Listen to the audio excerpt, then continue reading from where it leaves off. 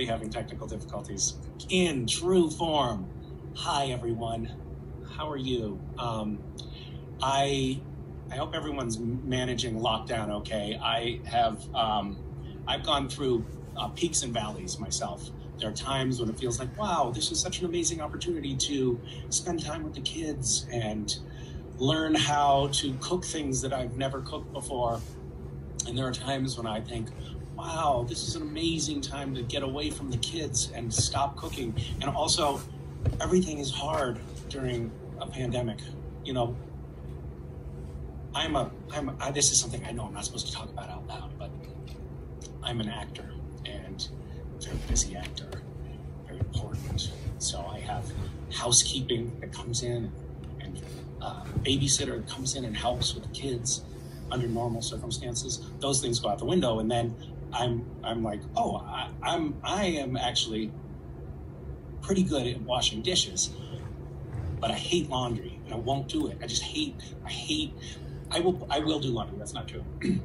I love to wash things, put them in the dryer. I just can't stand folding stuff. So all of my clothes are just super wrinkled. And unless I bribe my children with candy, which is something that I never did as a parent, to fold my laundry, which is, it's a really terrible thing to be doing. I'm paying my children in cavities right now. I also, I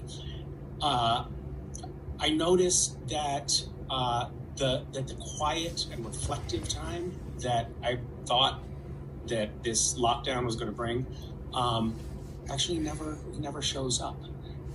So it's been an interesting time. But I will say I've been talking with the creation staff,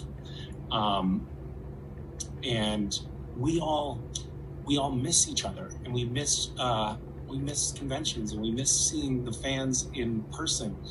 And it's funny because when we are, in the full swing of things, doing a lot of live conventions, we see each other and we're like, oh, I wish we didn't see each other so much. I'm so tired and so sick of this, That's not really true. We do always love it a little bit, but sometimes it feels like we're worn out, and now we're all texting each other like, I miss you. I wish we were in the green room right now, throwing things at each other. So anyway, that's a little bit of my download right now. I wish I could see your faces, but I do see some of your questions. And so I'm going to endeavor to answer some of them.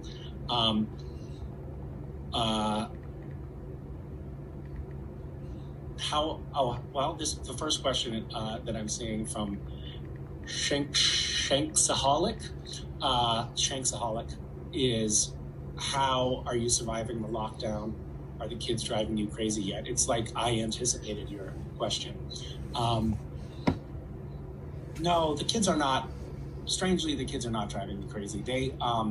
They're thriving under this new paradigm of no school and few responsibilities and extra TV time.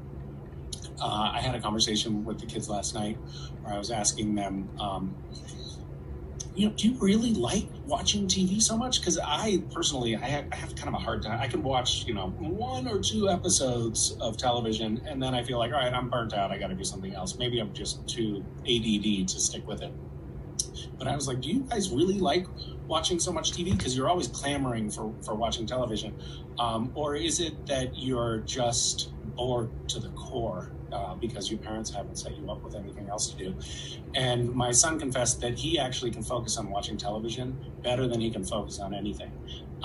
So perhaps there's a super fan there in the making. I saw a question from Brazil. Oh my God, we have people from Brazil in here? That's amazing. The question, it's gone now, and sorry, I can't see your screen name. So these questions are coming in so fast. I wish I had stuck with that speed reading class. The question though was, what is your funniest memory from Brazil? Well, I was at the first Sao Paulo Comic-Con in Brazil, and it was really intense. There were about 120,000 people, and I don't know if you know this, but Brazilians are not people who are very emotionally subdued. They show their emotion very vibrantly. And they had they'd hired, it was really crazy. First of all, they flew me from the from the roof of the hotel I was staying in to the roof of the convention center because they said it would be too hard to get in otherwise. I was like, what are you talking about? But great, that sounds amazing. So then we landed, we went down into the convention hall, and they had all those like metal police barricades up with the fans on one side and a little walkway for, you know, the actors and vendors to walk in. But they had assigned me like this bevy of, you know, a half dozen or 10 security guards who were all like Brazilian Secret Service. Like they weren't just, you know, minimum wage security guards. These guys were super well trained and armed. And I was like, this feels like overkill, guys.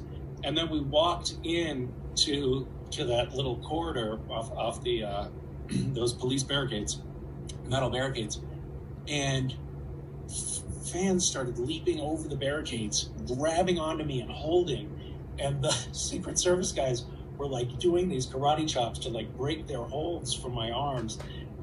It was really intense. So that was like, I had this one moment in my life, which I will cherish forever, where I got to feel like a real superstar.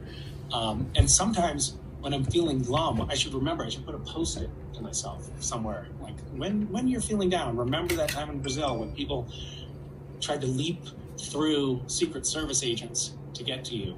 I have to say, I did feel special. Jess Horowitz has a great question for me, and I so appreciate it. What is the worst acting job I ever had? Well, where to start? I have a few stories, but I'll tell you one. It was my second film role. And it was in a movie called Finding Home. And Finding Home was a really interesting experience because I got the call. I was playing the male lead in this movie. And I got the call 2 days before we were to start shooting saying they want you and you're shooting in Maine. So pack your bags. I was in LA. And apparently they wanted me. They didn't want me, like, that wasn't their first choice, but their first choice guy dropped out at the last minute. So they're like, well, all right, well, whatever, we'll take that guy. So put me on a plane, flew me out there. Landed, guy picks me up at the airport, hands me a script. He said, there's been some changes. I read the script. I'm like, this is not the script that you showed me before. It's a very different script.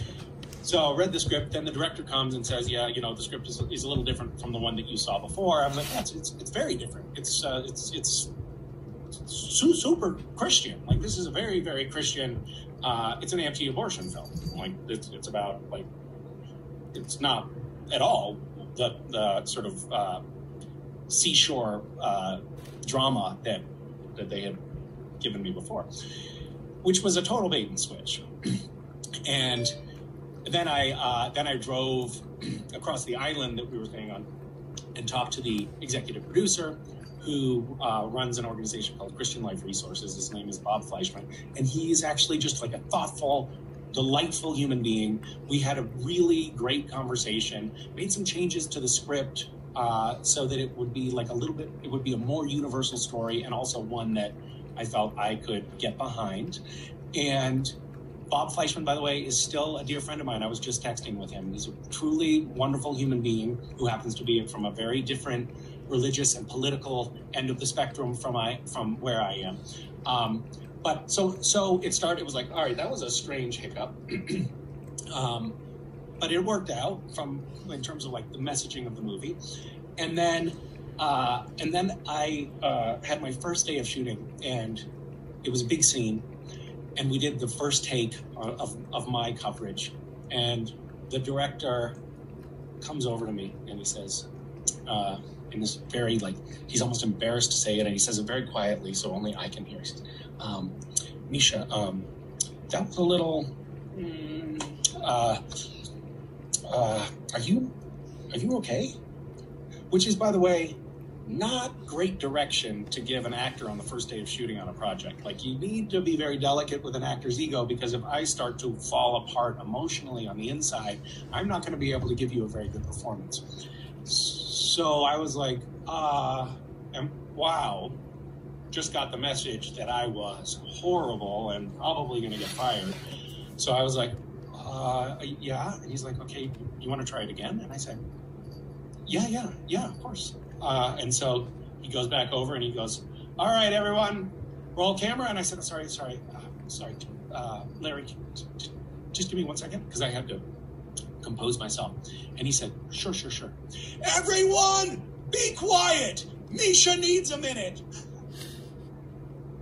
And that set the tone for what was a complete train wreck of a shoot. It was supposed to be 6 weeks of shooting, and it ended up being 3 months. The crew went on strike at one point. The director was yelling at people all the time. They'd bring us in, put us through makeup and hair, sit us in our trailer, and then not use us for the whole day, then send us home and do the same thing the next day. The director, he was a total mess. And at one point, he's yelling at people and threatening to fire them. And then I told Larry, the director, I was like, Larry, if you keep yelling at people, I'm going to quit. So stop yelling at people. And it was a complete fiasco. Mercifully, the movie was not very good, and nobody saw it. So it sort of disappeared into the vapors of history. I have a knack, I'm finding, for talking indefinitely. Let me see, what other questions do we have here?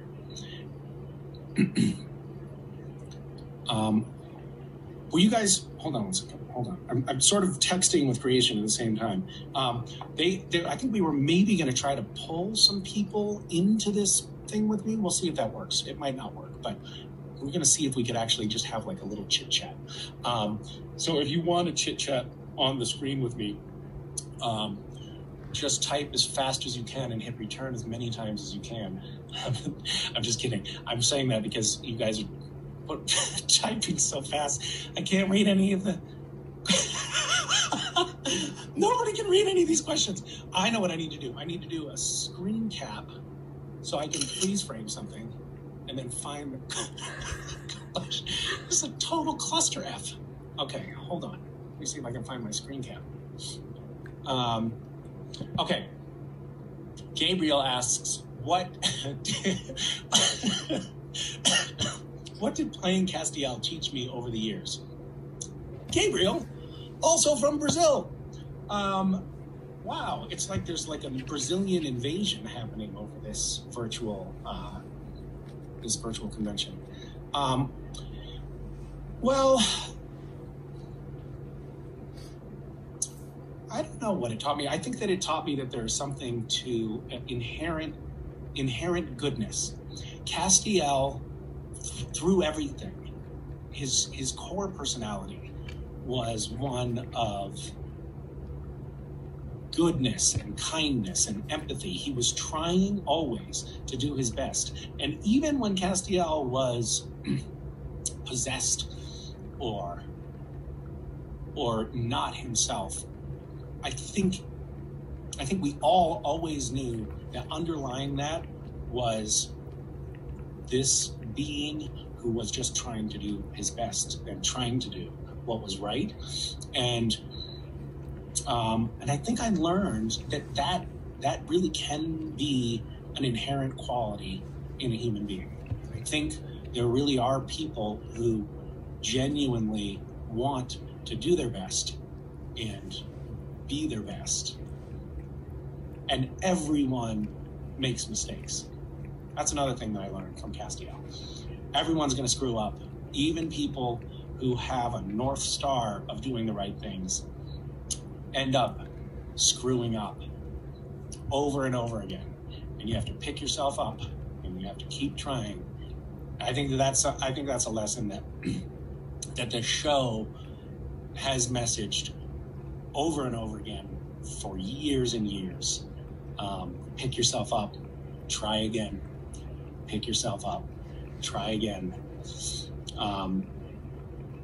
Do you guys have this problem with you do screenshots and then you can't find the screenshot? Okay. What is my craziest? This is from Ilu Supernatural. ILU. Oh, I love you. Boy, I'm so with it and hip. I love you. Supernatural says, "What is your craziest travel story?" Oh boy.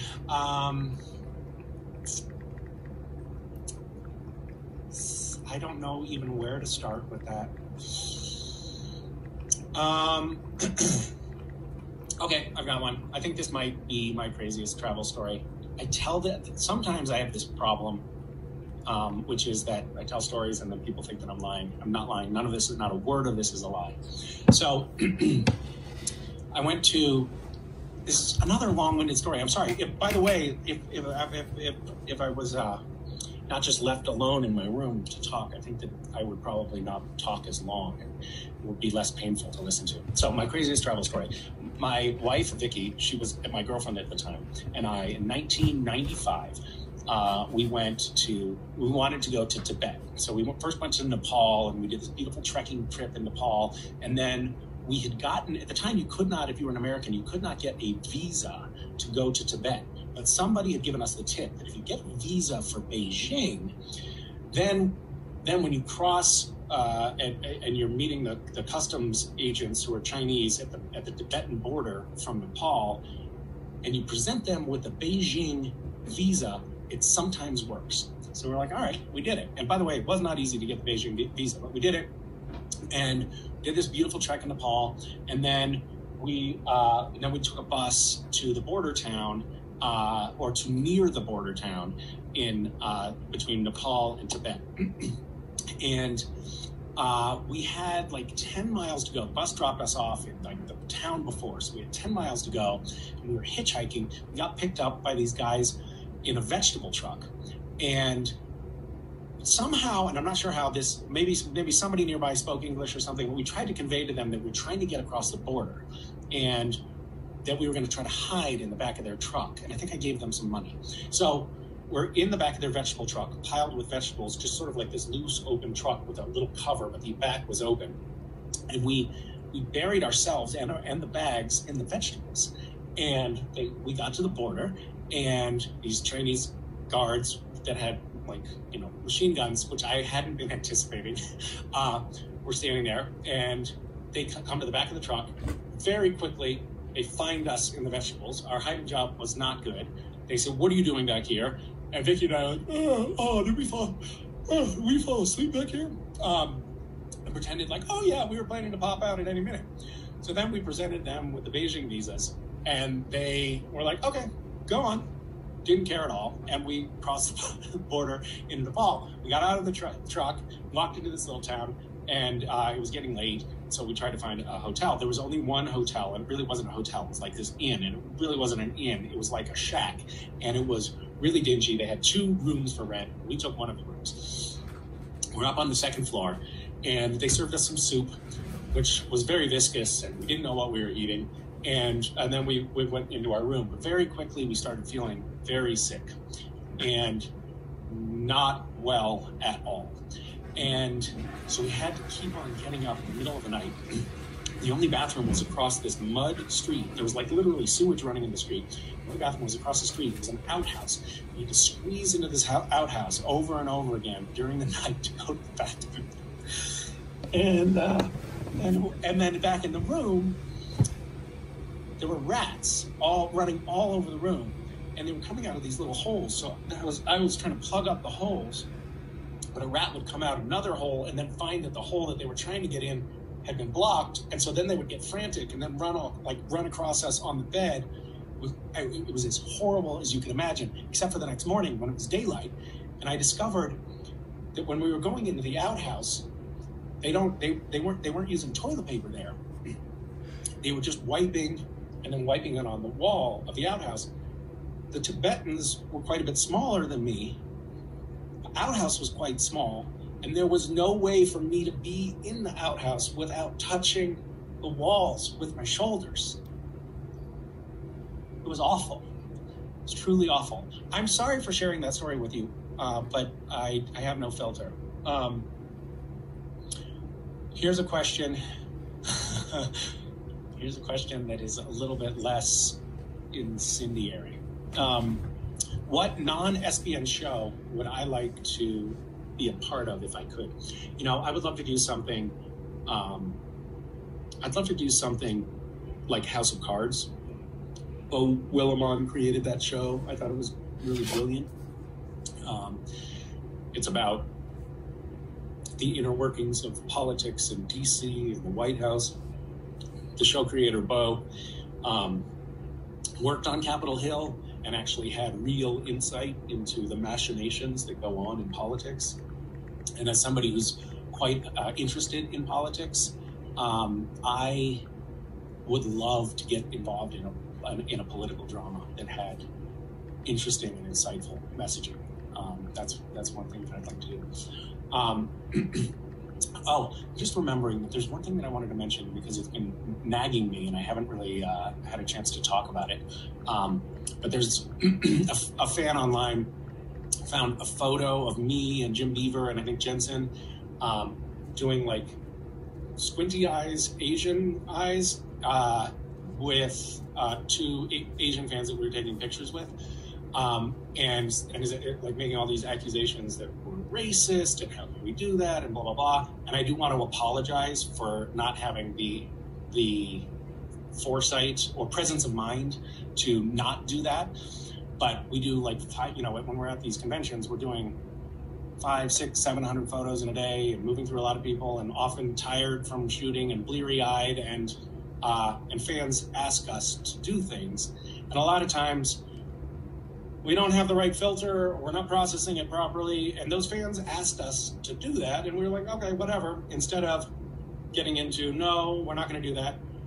I assume, I don't remember, but I assume, I thought something like, well, you're Asian, you're asking me to do it, okay, whatever. Of course it's bad optics, and I apologize to anyone who's offended by that, but I did want to talk about it because I keep seeing like this fan keeps harping about it online and putting it every time I post about something, there's this like Misha's a racist comment that comes up. I think the same person though was also saying I was racist against Asians for, I posted a message to the Chinese followers of support because Chinese people were being persecuted in America because our president keeps calling the coronavirus the China virus and being really vitriolic and unfair toward the Chinese. So anyway, this person was saying that I was being racist for doing a message in Chinese because not all Asians are Chinese, but the message was specifically for Chinese people, not for all Asians. I needed to clarify those things because I don't like people thinking that I'm, I have that kind of ill will. Okay,